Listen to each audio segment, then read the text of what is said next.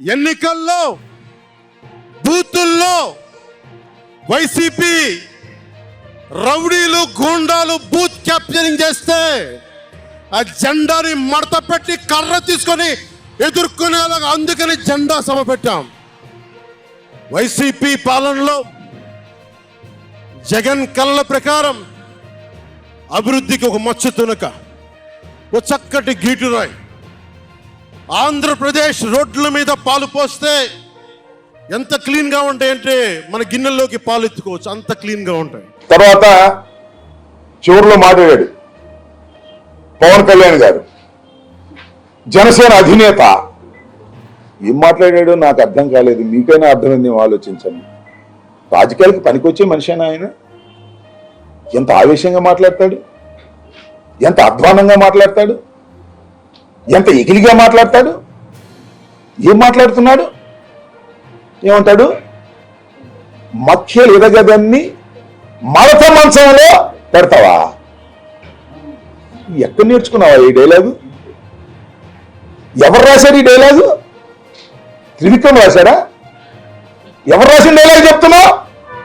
ఏం నాకు అర్థం కాదా? మీకైనా అర్థమైందా అని అడుగుతా ఉన్నా జన సైనికులారా. జగన్ కి సంబంధించినంత వరకు పవన్ కళ్యాణ్ అంటే 3 పెళ్లిళ్ళు 2 విడాకులు. అతని దృష్టిలో 4 పెళ్లిళ్ళు అంటాడు. మరి 4వ పెళ్ళం ఎవరో తెలియదు, జగన్ ఏమో నాకు తెలియదు. మరి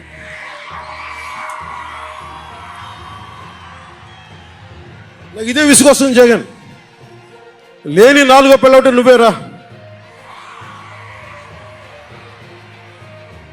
నేను ఎప్పుడైనా సరే భారతి గారికి కూడా చెప్తున్నాను, మేడం భారతి గారు, మీరు ఊహించుకోండి, మేము ఎప్పుడన్నా సరే మిమ్మల్ని చాలా గౌరవంగా భారతి గారు, మేడం భారతి గారు అంటాం. మీ ఆయన ఇంత నీచంగా ప్రవర్తించినా కానీ, చంద్రబాబు గారి సతీమణి కానీ, నియోజకవర్గంలో ప్రతి ఒక్కరిని ఇబ్బంది చేసినా కానీ, నా ఇంటి సతీమణి అన్నా కానీ పెళ్ళాలను సంబోధిస్తాడు. ఆ మాట మిమ్మల్ని అంటే ఎలా ఉంటుంది భారతి గారు? ఆలోచించండి ఒకసారి. నాకు తెలుగు వచ్చాడు, నేను పెద్ద ఇంగ్లీష్ మీడియం చదువుకున్న వ్యక్తిని కాదు, నాకు చాలా భాష వచ్చు. నాకు 3 పెళ్ళిళ్ళు 4 పెళ్ళిళ్ళు అంటున్నావు, నన్ను దత్తపుత్రుడు అంటున్నావు.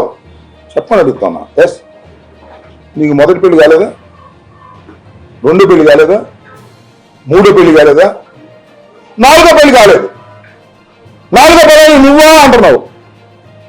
4వ పెళ్ళం ఎవరో వేదనైనా నాదెల్ల మనోహర్ 4వ పెళ్ళం.